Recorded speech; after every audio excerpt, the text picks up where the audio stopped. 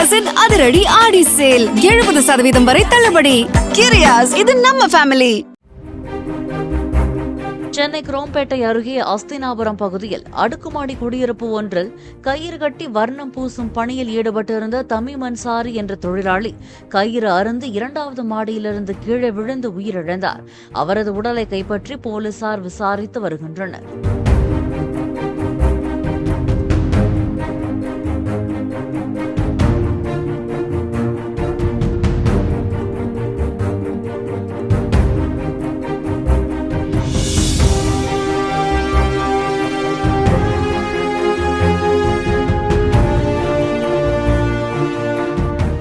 கிரியாஸின் அதிரடி ஆடி சேல் 70% வரை தள்ளுபடி.